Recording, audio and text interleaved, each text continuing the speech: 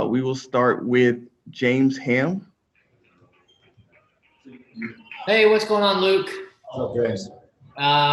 We found out today about Harrison, and we just want to know, between Harrison and Alex, do you have any updates? And what will it mean if you don't get those guys back in time when games start later this month? Yeah, I mean, they're big parts of what we do. And as far as updates, they're both feeling much better. They're both feeling good. And it's just a part of going through the protocol now as far as, testing negative before coming out and joining us. So the approach we take as a group is big picture. We try to play everything out, but when we're here practicing, we have to prepare as if we're not going to have either one of those guys. And that's just, getting ready for what worst case scenario would be. And there's a reality that might be it. But so our mindset is we prep for that. We're not going to have them with us, and we're hopeful that they rejoin us. Secondly, I guess, what have you said to Richaun about him getting put on ice for 8 or 10 days? And have you had a conversation with the rest of your team, just making sure everyone knows the rules down there? Yeah, we've had talks, and unfortunately, we had to, as a group, we have to learn the hard way. How especially out here in the bubble, everything we do is not just about us; it's about our team. And Richaun knows that. Richaun feels bad for not being here with this group and for not being able to be in the gym. But the message is, guys, there are strict rules. We have to follow them. We know what they are, and if we mess up, it doesn't only affect us, but it doesn't only affect the individual, but it affects the whole group. So hopefully that's a lesson we learn once and don't have to worry about it again after that. All right, we'll go to Sean Cunningham. Hi, Luke. How you doing? I was just curious, in as it pertained to Richaun, how you kind of keep him involved as you go forward with him being away and try to, obviously you don't see him, but what are things that you guys can do to try to keep him involved? Well, the good thing is we know we're getting Richaun back. So, we were allowed to put exercise equipment into his room. We do Zoom calls with our strength coach, Craig, and him daily to make sure we're getting exercises. We can send him film, but that's about it. That's all we can really do. And as far as keeping him ready to play basketball, then there's also the human side of things, which is this guy's going to be by himself for the next 10 days. So it's up to us as coaches and teammates and players to really make sure we're reaching out to him so that he stays mentally in a good place. Cool. And then just also, were you able to have two of the guys that rejoined your team already this week, and Buddy and Jabari, back at practice today? Yeah, we had them back. We held them out of all contact today, which we did just a limited amount of at the very end. But it was great having those guys back. Good energy with them. They're excited to be on the court and around the guys again. All right, we'll go to Mark Medina. Hey, Luke, good to see you. Hope you and the family are hanging in there. Thanks, Mark. How you doing? All things considered in the bubble, but I'll take it. Hey, it is a little off topic, but I was wondering, what do you think of all the different devices the NBA is using with like the Magic Band and the health kit and the ring, just, under the guise of trying to get as much data as they can to help with this health and safety protocol?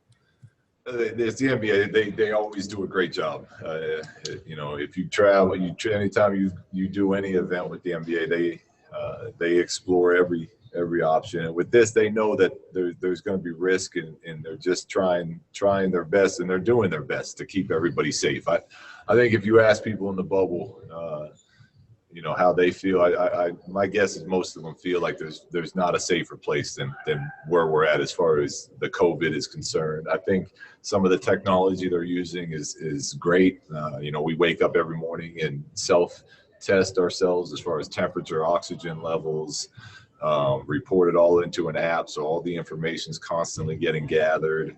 Again, I just a lot of credit to setting up what seems to be in an impossible situation. Thank you, sir. Okay, we'll go to Jason Anderson. Hey, Hey, Jason. so you said that you're going to plan to kind of go on without Harrison, and you hope that he can join you at some point. But what do you do in the immediate term, in the short term, at that position? Are we likely to see Bogey there or Bays maybe? Harrison, there's a lot of tricky parts about losing Harrison, but one of them is he plays a lot of 3 and 4 for us. So right now, what we're doing, you see a lot of time going to Bazemore and Corey Brewer. Daquan's getting some good opportunities out there, and he actually had another very solid practice today for us. But we're kind of just splitting those minutes up and again, really trying to reevaluate groups that are playing well together. Now that we have Buddy back, we'll see some more time with Buddy and Bogey on the floor together. But it's by committee right now, Jason. Okay, and similarly at the center position, with Richaun out for all this preparation time, does this kind of open the door for Marvin to show something at that spot? And how, big picture, how much does this complicate what you're trying to do there and preparing this team? Well, it's it's kind of the message we've been hitting since even before coming out here. We're going to go through a lot, and players are going to be joining us. Players are going to unfortunately be leaving us, and there's just going to be so many unknowns that we have to be ready to react and adjust to everything. And this is just another example of that. So to your point, Jason, you take the positive. Yeah, Marvin's getting a ton of reps right now. The only bigs we have out right now are Marvin and Harry. So they're both getting a lot of reps, and they're both playing great. They look good. They're moving well, and they're getting 100% of the reps right now. So that's what we have, and that's what we're going with, and we're very, very pleased with the output we're getting from both of those guys right now. All right, go to Jason Jones. Hey, Luke. Jason.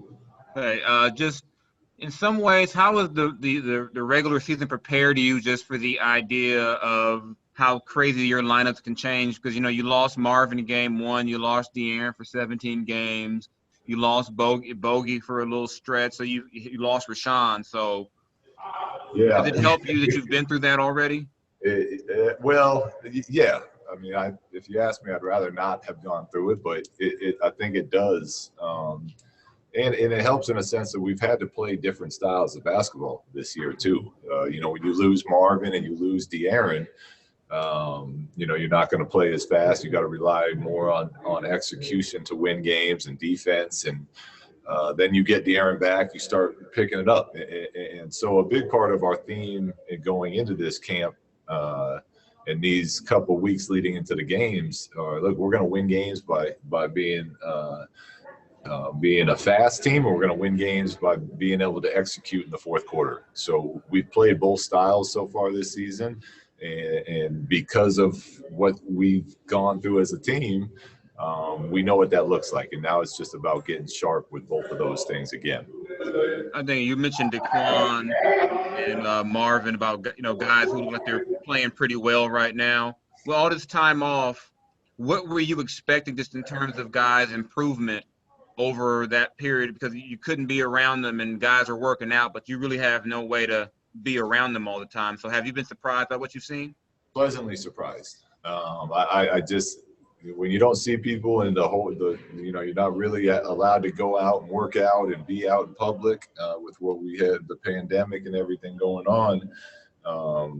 I was very pleasantly surprised to see the shape that our guys are in and the skill level that they played at. We've, Vlade in the front office, they've brought some basketball junkies in here, guys that are, no matter what's going on and what time of the day or where they're at, they're going to get to a gym and get work in. So I think that shows and is paid off coming into camp. Or just take a few more. Matt George. Coach, good to talk to you. Hey, Matt.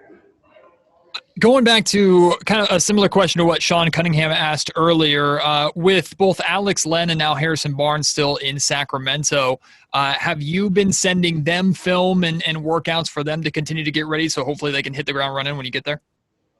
Yeah, well, we're in communication with them. The top priority for those guys is still all about health.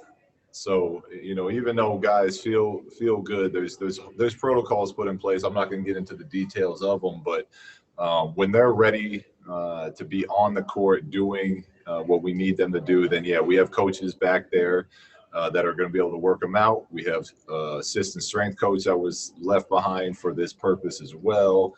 So we have a staff that's ready to get them going. Right now, it's more about just calling and checking in and making sure that they're doing okay from a mental standpoint. And then if you're comfortable revealing some of them, what have been some of the daily goals in practice, and how has the team done accomplishing those goals? The team's done a great job. And practice, we spent a lot of time with our medical staff here because of the fact that we were off for so long. And injury prevention is something that we're really focused on at the start of camp, at least. So each day there's been a theme. Some is all about teaching, others is all about letting the guys play and competing. Some are more condition based, but each day, so in a short camp so far, the guys have answered the call and given us great effort. All right, Dave McMiniman. Hey, Luke, if you could, how did you found out about Richaun, and did he self-report himself? Was he caught by someone? And then is it clear, it seemed like a pretty simple task. Do the guys know how to get food delivered now? Well, yeah, I mean, the NBA let us know. And then the guys, yeah, I think everyone knew. It's just, it's tough. It's a little challenging in the bubble. The borders are a little everywhere. I almost walked out the first day I was here before. So the borders are a little challenging, but our guys know that we need to stay in. And as far as finding out, the NBA just called and let us know. Thanks. All right, we'll take the last one. Tim Reynolds. Hey, Luke, good to see you. You too.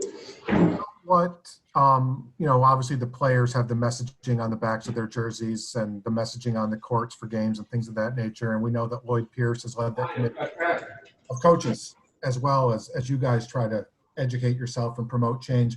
What are some of the ways coaches, do you think, actually can execute some of these ideas? What are some of the things you think coaches will be doing as far as their part to raise awareness to social issues and things of that nature? Well, we can do a lot, and I think Lloyd has done an amazing job of running the show and putting together great information to share, and the amount of knowledge that's being shared, that's passed, whether it's coaches' Zoom meetings or coaches setting up meetings with their players, I think is very impactful. And I think as coaches, encouraging our players to not only stand up for what we believe, but then also having the support in the organization behind getting them, as well as ourselves, getting information out, having open communication, things like that are our responsibility as coaches. So there's a lot we can do. There's a lot that needs to be done, and the more people that do their part, the better chance we'll have of getting things done. Thank you, Luke.